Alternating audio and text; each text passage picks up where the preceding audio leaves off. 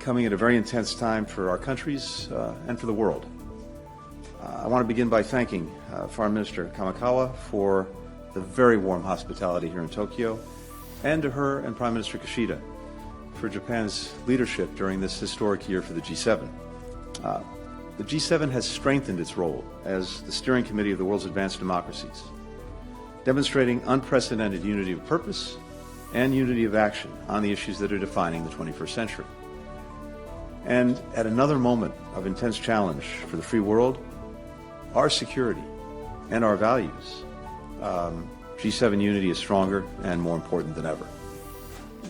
Our first focus here in Tokyo was the crisis in the Middle East. Yesterday evening, I had an opportunity to brief my colleagues on my travel through the region, as well as extensive engagements by President Biden and our entire national security team. The G7 ministers reaffirmed our staunch support for Israel's right and obligation to defend itself and seek to ensure the attacks of October 7th can never happen again in accordance with international humanitarian law. We had in-depth discussions about the steps that we are taking to address urgent needs on the ground.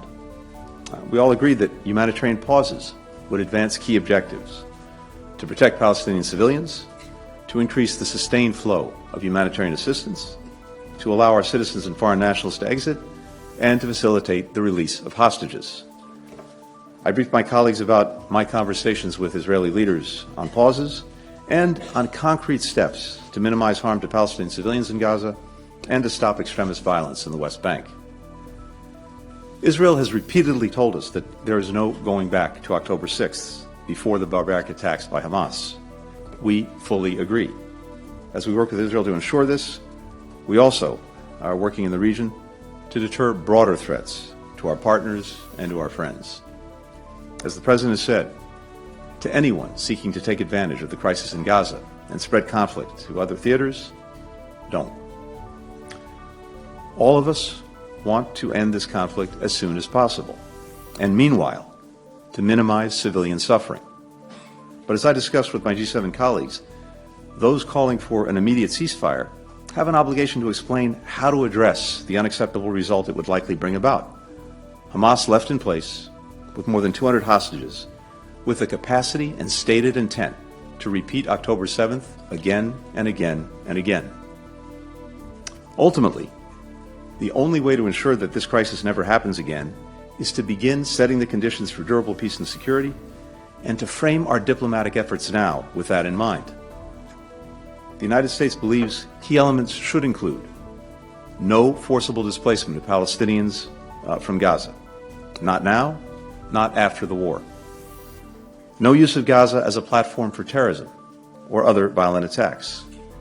No reoccupation of Gaza after the conflict ends. No attempt to blockade or besiege Gaza. No reduction in the territory of Gaza. We must also ensure no terrorist threats can emanate from the West Bank. We must also work on the affirmative elements to get to a sustained peace. These must include the Palestinian people's voices and aspirations at the center of post-crisis governance in Gaza. It must include Palestinian-led governance and Gaza unified with the West Bank under the Palestinian Authority. And it must include a sustained mechanism for reconstruction in Gaza and a pathway to Israelis and Palestinians living side by side in states of their own with equal measures of security, freedom, opportunity, and dignity. Even as we focus intensely on addressing these urgent challenges, we believe that the time is now to start the conversation about the future. Not tomorrow, not after the war. Today. Because identifying the longer-term objectives and a pathway to get there will help shape our approach to addressing immediate needs. I know it's hard to look ahead in this moment. It is the aim of terrorists to sow chaos, to destroy hope, to destroy lives, and, through human despair, grow their ranks and hijack the political future of the Palestinians. We cannot and we will not let them succeed. Today, we also focused on our enduring support for Ukraine. The G7 has led the world in galvanizing and sustaining that support, and as we told Foreign Minister Kuleba today, Ukraine can count on us. To put Ukraine on a solid foundation for the next year, we must help Ukraine do four things at once. First, keep fighting to win back its territory, Second, build a world-class military force to ensure maximum deterrence for the long term and make clear to President Putin that he cannot and will not outlast Ukraine, and he cannot and will not outlast all of Ukraine's supporters. 28 countries have made concrete commitments to join us in this effort of building a Ukrainian fighting force for the future. Third, kickstart economic recovery and growth and bring more hope, more opportunity to the Ukrainian people. And fourth, accelerate the reform process to speed Ukraine's path to the European Union and to attract investment. All of these steps are designed to help Ukraine stand strongly on its own 2 feet. We also discussed at length the Indo-Pacific and steps we're taking together to contend with challenges to our shared vision of a free, open, prosperous, secure, and resilient region. We spoke about the PRC. We agreed on the importance of working constructively on shared challenges, but also being clear and direct with China on our differences. We'll continue to de-risk our economies, to strengthen our resilience, to push back on economic coercion. We'll also continue to stand up to China over its actions in the South and East China Seas. We, of course, oppose unilateral or coercive efforts to change the status quo with Taiwan. Our conversation today demonstrated an unprecedented degree of alignment among the G7 on our approach to China. We also discussed the DPRK's provocative actions and missile launches and dangerous DPRK-Russia military cooperation. We're deeply concerned about what Russia is providing Pyongyang in return for the weapons and munitions that it's getting from Pyongyang.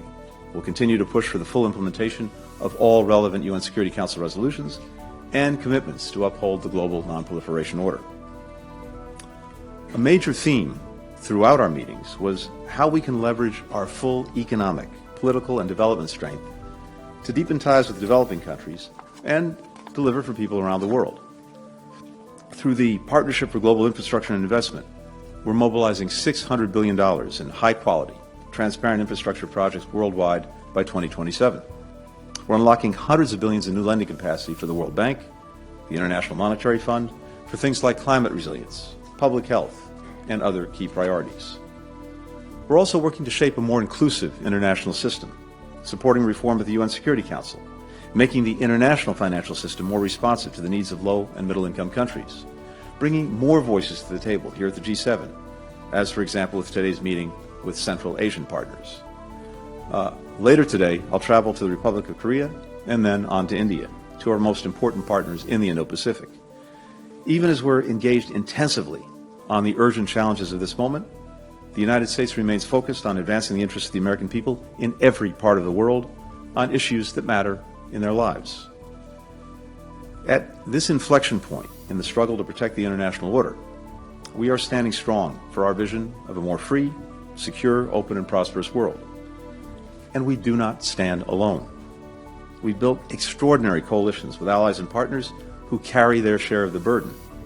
And we leave this G7 meeting stronger and more united in meeting the challenges of today. Thank you. With that, I'll take some questions. First question goes to Courtney McBride with Bloomberg. Thank you. Good evening, Mr. Secretary.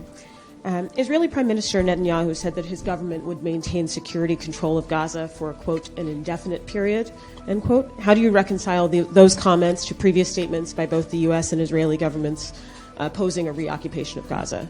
And then you addressed this a bit, but other G7 members have expressed support for a full ceasefire in the Israel-Hamas war, while the U.S. continues to support just these humanitarian pauses. And I'm just wondering, did you convince the other members of the U.S. position, or is this joint statement language just the sort of minimal consensus area? Thank you. Thanks, Courtney. So I think we've been very clear from day one that when it comes to post-conflict governance in Gaza, a few things are clear and necessary. One, Gaza cannot be continue to be run by Hamas. That simply invites a repetition of October 7th, and Gaza used as a place from which to launch terrorist attacks. It's also clear that Israel cannot occupy Gaza. Now, the reality is that there may be a need for some transition period at the end of the conflict, but it is imperative that the Palestinian people be central to governance in Gaza and in the West Bank as well, and that again we don't see a reoccupation. And what I've heard from Israeli leaders is that they have no intent to reoccupy Gaza and retake control of Gaza. So the only question is there some transition period that might be necessary, and what might be the mechanisms that you could put in place for that to make sure that there is security. But we're very clear on no reoccupation, just as we're very clear on no displacement of the Palestinian population. And as we've said before, we need to see and get to, in effect, unity of governance when it comes to Gaza and the West Bank, and ultimately to a Palestinian state. When it comes to the G7 statement, and particularly with regard to the question of ceasefire, actually we found real unity in the G7 in this moment on that question. I think the communique very accurately reflects what we discussed and what G7 partners believe. For the next question, Sasaki Akiko with TV Tokyo.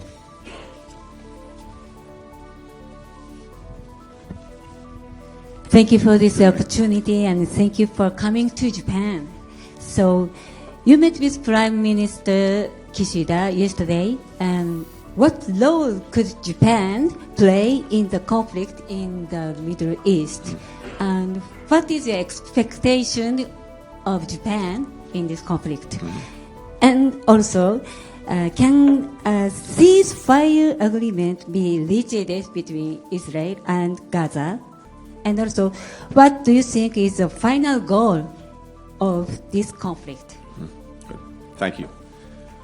First, I was very appreciative of being able to see Prime Minister Kishida, and of course to spend extensive time with the Foreign Minister.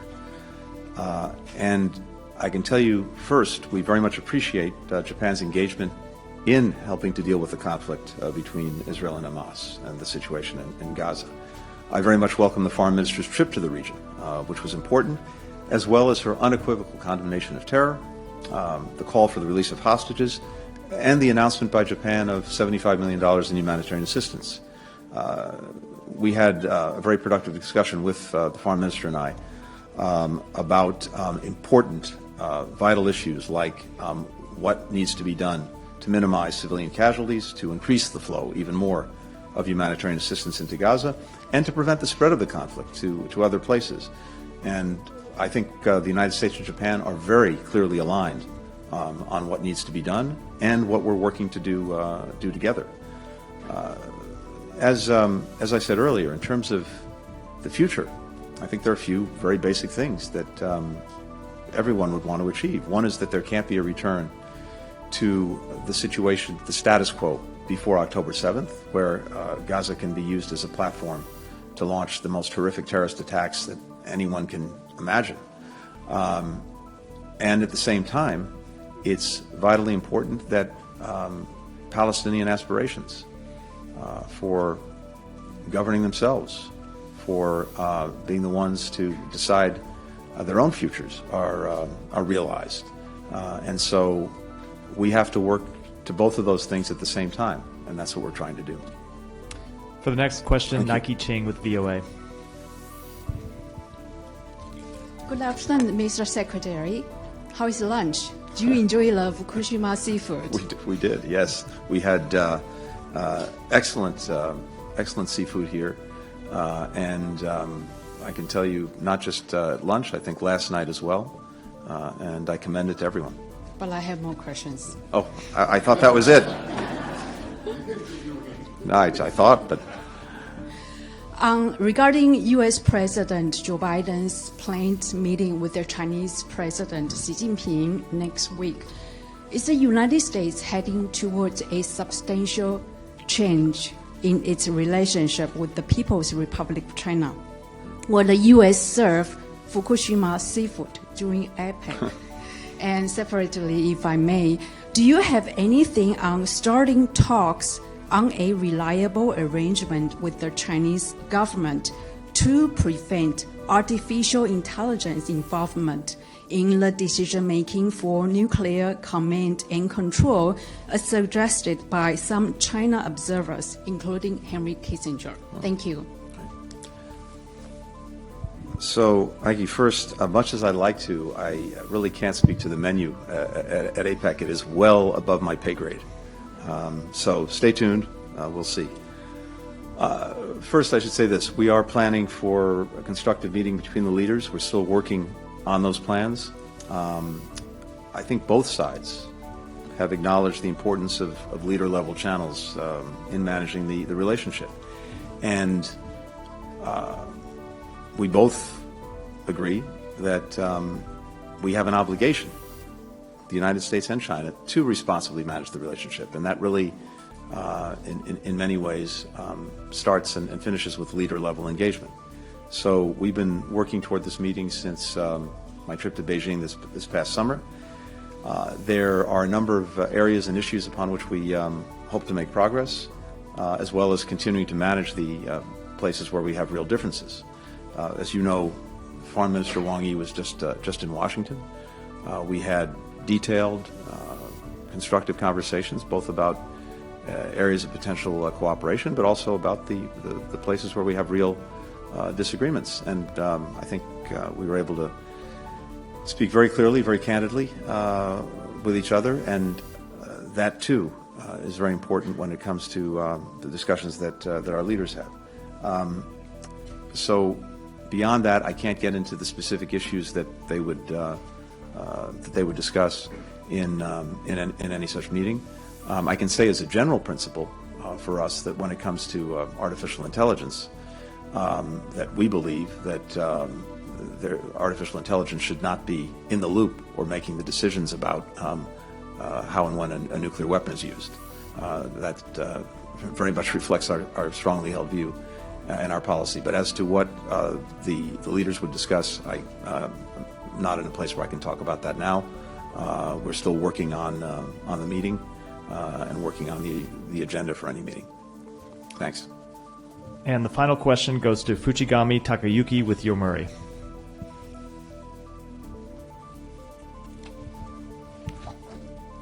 Hi, Secretary. Good evening. Welcome to Japan. Thank you.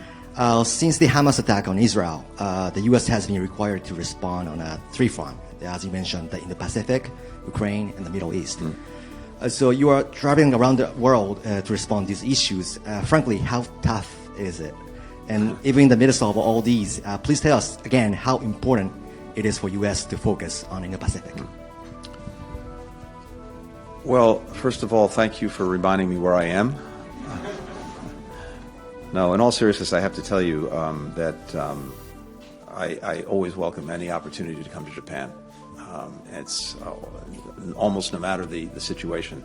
For me, it's a pleasure to be here to work with my Japanese colleagues. We so value the relationship, the partnership, the allyship that we have with Japan, and it really is safe to say without contradiction, that's never been stronger. So in many ways, it's always reassuring to be here, even and maybe even especially in times of challenge because of that strong partnership. More broadly, look, I can tell you that we are determined, and we are, as we would say, running and chewing gum at the same time. The Indo-Pacific is the critical region for our future. As I mentioned, just a little over a week ago, Foreign Minister Wang Yi was in Washington for extensive discussions with me, with National Security Advisor Jake Sullivan, with President Biden as well, and we're working, as we just discussed, on a meeting between the leaders at APEC. We, of course, will be spending the entire week next week with colleagues, countries from APEC. Again, a demonstration of our intense focus on the Indo-Pacific. From here, I'm going on to Korea and then going on to India. Again, further evidence of the fact that we're very focused on the Indo-Pacific and will remain so. A couple of weeks ago, I was testifying before our Congress with Secretary of Defense Lloyd Austin about the supplemental budget request that the President has made of Congress, the extra funds that we need to do very important things. And an important component of that request are additional funds for our work in the Indo-Pacific. So all of this is, I think, very compelling and clear evidence of our focus And it's vitally important that even as we're dealing with a real crisis in Gaza and the Middle East, we're also not only able, but we're fully engaged in all of the interests that we have in the Indo-Pacific. Thank you very much.